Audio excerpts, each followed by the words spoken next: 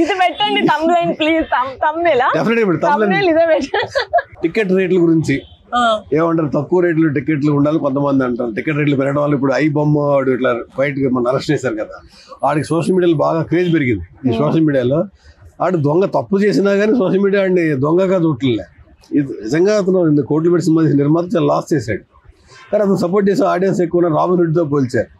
As a producer actor మీరే ఎలా చెప్తారు దీన్ని? నాకు ఆ టాపిక్ మీద అసలు actually to be very honest నేను చిన్నప్పటి నుంచి ఒకటి అగైన్ నేను సినిమా నాకు మా పెద్దనాన్నకి వీళ్ళందరికీ మాకు బ్రెడ్ అండ్ బటర్ మా తిండికి సినిమా కాబట్టి నేను ఎప్పుడు దాన్ని ఆనెస్ట్ గానే చూసా. నా లైఫ్ లో ఒక్కసారి నేను పైరసీ సినిమా చూడలేదు. ఇంకెవరైనా చూద్దాం ఇంగ్లీష్ సినిమాలు నేను పైరసీలో చూడలే. చూస్తామంటే అది లేకపోతే చూడంగా నేనైతే పైరసీలో చూడను. చిన్నప్పుడు మా అన్న డాడీ సినిమాలు ఏవో ఎక్కడో సిడీ షాప్ లో పైరసీ కనుక్కుంటే మా అన్న పోలీసులు పిలిచి వాళ్ళని పట్టించిన రోజులు ఉన్నాయి. So I'm very strict about that. ఎందుకంటే మనం ఒక ఆనెస్టీతో చేస్తున్నాము, అది అందరికీ ఈక్వల్ గా అందాలి అని. చూస్తే సినిమా అందరు ఫ్రీగా చూడాలి, లేకపోతే అందరు డబ్బులు కట్టాలి. You know equality is more important. అంటే చాలా నారేటివ్స్ ఆర్ దేర్. నాకున్న విజ్డమ్ ని బట్టి నాకు actually about this entire iBomma ఎవరో అంటున్నారు తను వెంటనే వేస్తాడు సినిమా లేకపోతే whatever, all of that is immaterial. ఇంకెవరిదో సామాన్, అది ఇంకెవరిదో సామాన్. నువ్వు సామాజిక న్యాయం చేయకూడదు కదా. అంటే టికెట్ రేట్లు పెరిగి కొంటలేదు, అందువల్ల ఇలాంటివి మీరు చూడగలుగుతున్నారు కొంతమంది. Very honest I'm saying cinema is a choice. It's not food లేకపోతే మనం చచ్చిపోతాం సార్, 4 రోజులు 5 రోజులు చచ్చిపోతాం. నీరు లేకపోతే చచ్చిపోతాం.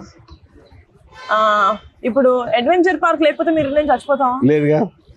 సినిమా లేకపోతే మీరు నేను చూడకుండా అంటారు. సినిమా తీసేవాళ్ళు అనట్లే, చూసేవాళ్ళు మీరు నేను we won't die. It's a choice of entertainment.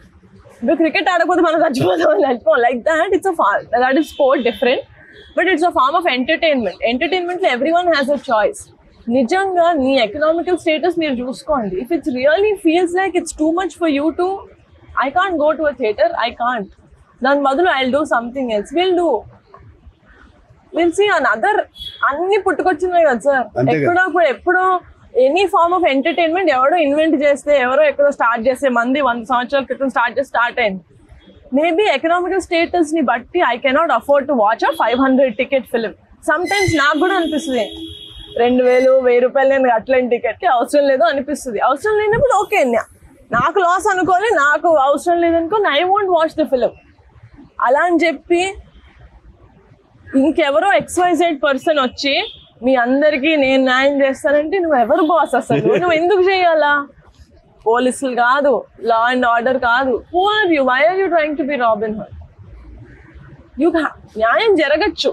Maybe really it is a big problem that some sects of people who cannot watch inta money 30 ticket cinema.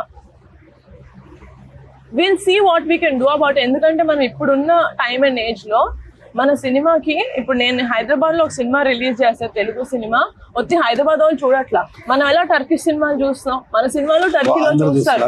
మనం అక్కడ అమ్మచ్చు. మనకి డిఫరెంట్ వర్టికల్స్ ఉన్నాయి. మనకి ఇంకా అంత ఎక్స్పోజర్, అంత స్ప్రెడింగ్ రాలా ప్రతి ప్రొడ్యూసర్ కి. లెవెల్స్ ఆఫ్ నేను చిన్న ప్రొడ్యూసర్ సార్. అట్లా అది నిజంగా వస్తే సినిమా థియేటర్కి వచ్చి చూసే వాళ్ళే మన సోర్స్ ఆఫ్ ఇన్కమ్ అవ్వరు.